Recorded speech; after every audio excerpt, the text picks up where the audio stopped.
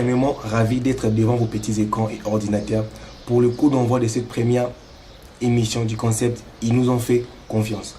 Alors en gros, je vais vous expliquer rapidement c'est quoi cette concept. Ils nous ont fait confiance, c'est une nouvelle émission mise en place par le bureau de la César qui a décidé d'aller à la rencontre des différents partenaires qui nous soutiennent dans les différentes activités. Donc nous allons commencer aujourd'hui avec l'école Sup Management parce qu'il faut les savoir, sans leur soutien, nous n'aurons pas pu organiser les différentes activités qu'on a organisées cette année. Et aussi même le forum culturel de la César qui est en cours de préparation, qui aura lieu le 3 juin à la grande salle mythique Al-Alawiya. Donc voilà pourquoi aujourd'hui, Sup Management nous a fait confiance et nous sommes venus à la rencontre de Sup Management. Alors suivez-moi.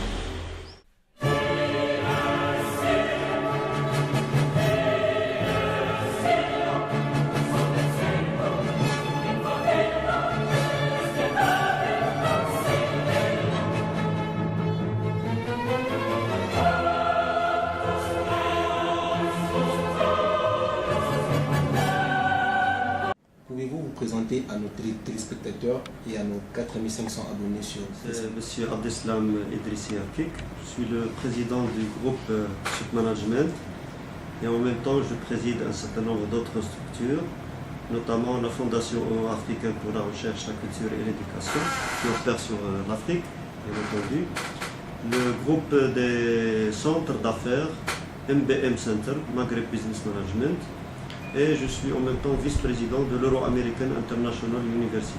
Alors aujourd'hui nous sommes dans le cadre de notre concept et nous avons fait confiance de la Sésame et nous voulons savoir pourquoi vous avez choisi d'être partenaire de la Sésame, pourquoi vous avez choisi à mettre votre confiance au sein de la Sésame pour nous soutenir dans nos activités. Voilà, donc en fait il ne s'agit pas de choix, moi je dirais qu'il s'agit de décisions stratégiques de partenariat avec la Sésame que nous avons pris à la création même du groupe depuis 20 ans, en 1995. Nous avons donc choisi de faire participer la Sésame à toutes nos activités, ou à la majeure partie de nos activités, et notamment de les adopter comme partenaires permanents et stratégiques du forum culturel. Parce que nous croyons que le forum culturel est une occasion inédite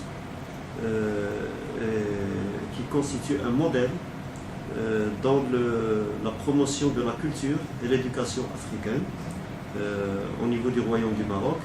Et c'est pour cela que nous avons associé la Sésame à ce forum depuis qu'on l'a initié. Pouvez-vous nous parler en quelques mots de votre institution Sup Management? Voilà, donc en fait le groupe Sup Management qui a été créé en 1995 s'est vite rallié au groupe Euro-American International University qui est installé aux États-Unis pour former un groupement qui s'appelle l'Université Intercontinentale Libre, l'UICL. Et c'est à ce titre que les deux institutions opèrent de façon commune dans le secteur de l'enseignement supérieur privé, à la fois au sein du Royaume du Maroc et dans une panoplie de pays africains.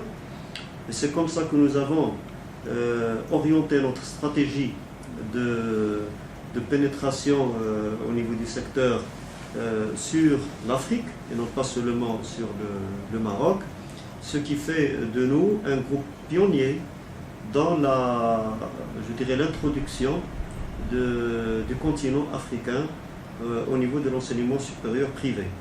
Nous sommes donc actuellement à 23 nationalités qui sont représentées ici dans l'antenne de Fès, donc le siège du groupe.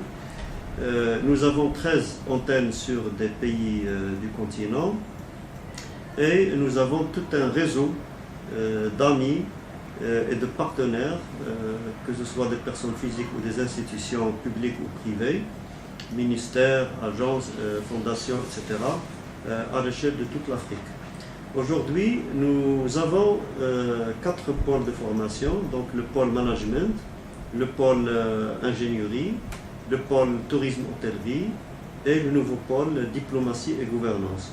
Ces 4 pôles totalisent une vingtaine de filières de formation qui s'étalent sur les cursus Bac plus 3, niveau licence, et Bac plus 5, niveau master. Et grâce à notre association avec l'Euro-American University, et un accord signé récemment, il y a à peu près un an, avec l'université Azteca du Nicaragua et l'université centrale au niveau du Mexique, pour permettre à nos lauréats Bac plus 5 de pouvoir préparer de façon délocalisée avec ces 3 universités combinées un triple PhD dans les domaines qu'ils auront choisis, que ce soit en management, en ingénierie ou autre. Au niveau de nos formations, nous sommes encadrés de façon très, je dirais, très aiguë, puisque nous avons à peu près une centaine d'enseignants permanents et vacataires. Nous avons un staff administratif d'une 50aine de personnes et nous travaillons selon une structure organisée, structurée, qui permet de répondre à toutes les sollicitations de nos étudiants, que ce soit au niveau académique, au niveau parascolaire, au niveau associatif, au niveau encouragement et accompagnement à la recherche de l'emploi ou de l'entrepreneuriat. Voilà en gros, si vous voulez, notre structure. Maintenant, au niveau de nos réalisations, nous avons quand même pu installer un observatoire d'intelligence économique, ce qu'on appelle l'OSI, l'Observatoire Sud-Sud Intelligence économique, qui travaille sur le recueil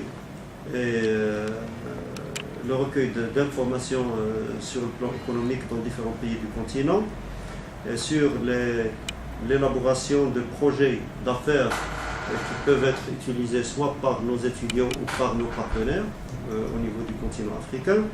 Nous avons également installé un centre de recherche adossé à l'école doctorale dont je parlais tout à l'heure, sur lequel nos enseignants et nos consultants de différents horizons participent, et notamment avec l'édition d'une revue scientifique qui est dédiée à la recherche au niveau du groupe. Et nous avons également installé ce qu'on appelle le Forum citoyen panafricain, le FCA, qui constitue une tribune de débat, d'échange et de communication entre le groupe, les composants du groupe et les différentes composantes de la société civile.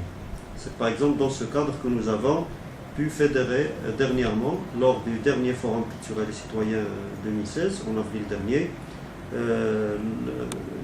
plus d'une trentaine d'associations donc de la région autour de thèmes qui touchent à la performance et à l'interaction, action sociale, emploi, entrepreneuriat. Nous allons continuer bien sûr d'organiser des événements qui permettent de toucher d'autres secteurs de la société civile dans notre programme d'action sur l'année académique 2016-2017. Voilà en gros donc les différentes structures qu'on a pu installer à côté des structures donc basiques qui concernent la scolarité, la pédagogie, le parascolaire et autres. Et nous continuons à œuvrer pour innover et pour échanger de façon constante avec les universités et les institutions étrangères, que ce soit en Europe, aux États-Unis ou ailleurs. Nous avons d'ailleurs toute une panoplie de partenaires comme l'université Paris-Sud en France, l'NCE en France, les 2 universités que j'ai citées tout à l'heure en Amérique, que ce soit au Mexique ou au Nicaragua, sur le doctorat, le Conseil ibéro-américain qui siège au Pérou et qui regroupe tout un ensemble d'universités et d'écoles de l'Amérique latine, et bien entendu d'autres partenaires non moins importants, que ce soit sur le plan de la formation, la recherche, l'innovation ou l'échange d'expériences tout court. Au niveau de nos centres associés qui sont sur les 13 pays africains dont j'ai parlé tout à l'heure, nous continuons à œuvrer pour que le niveau des études dans ces centres soit équivalent, au moins proche, du niveau qui est concrétisé ici au niveau du siège du groupe AFEZ. Voilà donc en gros ce qu'est le groupe Supranational. Je dirais que c'est une success story qui est partie en 1995 pour tisser des relations d'amitié et de partenariat gagnant-gagnant entre les différentes institutions africaines et le siège qui est établi au Maroc. Et nous pouvons dire que nous avons réussi le pari, puisque nous continuons à drainer un nombre très important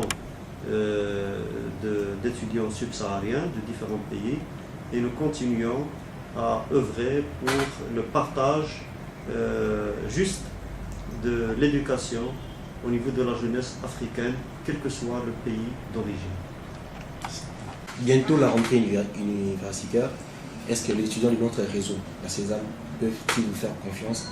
Et s'ils veulent s'inscrire ici à l'école Management, qui doivent-ils contacter pour faire l'inscription? Au niveau des contacts au niveau de l'école, comme je l'ai dit, nous avons une structure très étoffée d'une 50aine de personnes, un staff administratif très expérimenté qui permet de répondre à toutes les requêtes, qui permet d'accompagner l'étudiant pendant sa scolarité et même après sa sortie de l'école. Donc nous avons un service scolarité ici, dans le cadre de la direction des affaires estudiantines et académiques, et nous avons un staff technique et pédagogique dans le cadre de la direction des pôles de formation.